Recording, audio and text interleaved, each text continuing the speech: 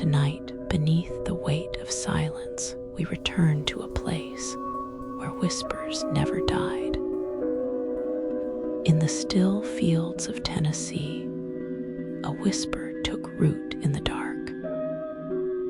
At first, it was only the sound of something scratching inside the walls. Then came the knocking, the footsteps over empty floors, and the voice that would not stay silent. This is the story of the Bell Witch, a haunting that spoke, laughed, and killed. It began in 1817 on the edge of Red River in Adams, Tennessee. John Bell, a quiet farmer, built his home from pine and oak, raising his children among the rolling fields. His daughter Betsy was 14 that year, but as autumn crept in, something else moved across those fields.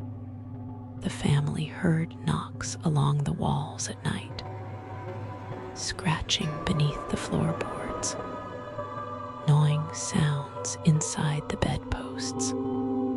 John searched the attic, the barn, the fields. Nothing. Yet the sounds grew louder.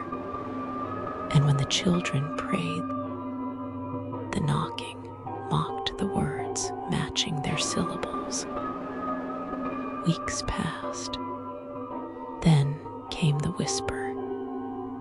At first, a faint murmur beneath Betsy's pillow, soft, childlike, almost playful. Then laughter spilled from the corners of the room where no one stood. Low breath of wind passes through a doorway one night. The voice formed words. My name is Kate. I am the Witch of Kate Batts. The Bells knew that name. Kate Batts was a neighbor rumored to have cursed John Bell after a land dispute. But this voice, this thing, knew too much. It could repeat the family's prayers word for word. It sang hymns in the voice of the dead. And when John Bell tried to banish it, the voice laughed and called him by his full name. Neighbors were invited to prove it was real. They left terrified. The entity spoke to them, knowing their past, their secrets, even the contents of letters they hadn't opened. It mimicked voices of children, argued with the preacher, recited scripture flawlessly, then twisted it into mockery. Even men from Nashville came to hear the talking spirit. One of them was Andrew Jackson, the future president of the United States. Jackson arrived with a carriage of soldiers. As they neared the Bell farm, the wagon stopped cold. The horses froze, refused to move. A female voice echoed from nowhere. Let the men proceed if they dare. They turned back before sunrise. Betsy Bell lay awake that night, eyes open to the dark. The voice whispered again, closer than ever. Sleep if you can. Betsy Bell woke with the taste of iron in her mouth. A cold wind pressed against the walls, whispering her name. For nights, the entity spoke only to her, sometimes softly, sometimes screaming. It told her secrets no human could know. It pulled her hair, left red handprints on her arms, spoke to her in gentle tones before slamming doors and laughing from the shadows. When Betsy became engaged to Joshua Gardner, the witch grew furious. It warned her never to marry. Every time they walked together, she felt a presence between them, cold as ice. One night, she screamed so loud the neighbors heard it 2 fields away.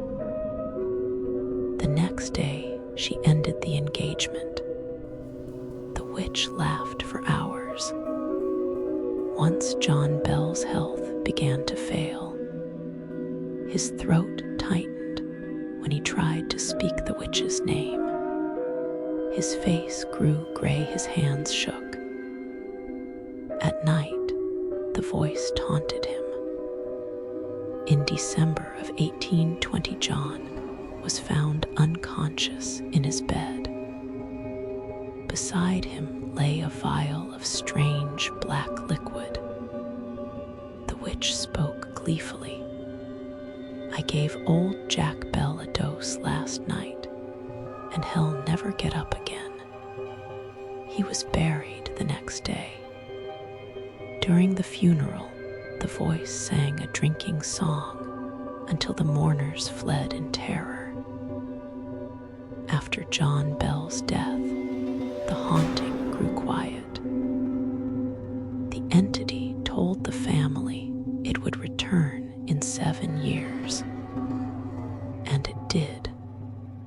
In 1828, it spoke again, but only to John Bell Jr. It spoke of wars of famine, of the end of days. Then it vanished once more, promising to come back in 107 years.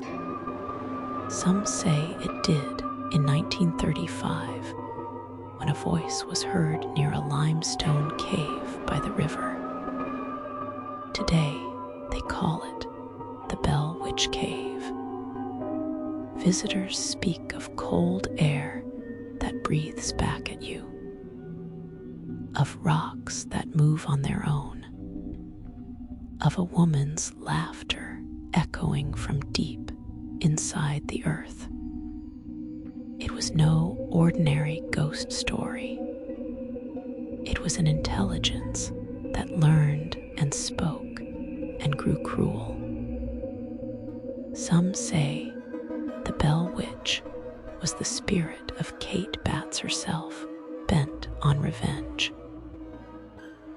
Others believe it was a poltergeist born from the family's own grief and guilt. And a few, the ones who still hear whispers by the river, say it was something far older. The Bell farm is quiet now. Grass grows over the foundations. The house is gone, but the stories still breathe through the soil.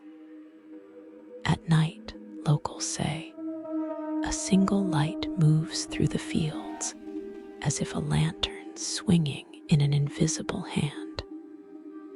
When you stand at the mouth of the Bell Witch Cave, you can hear the river murmur through the limestone.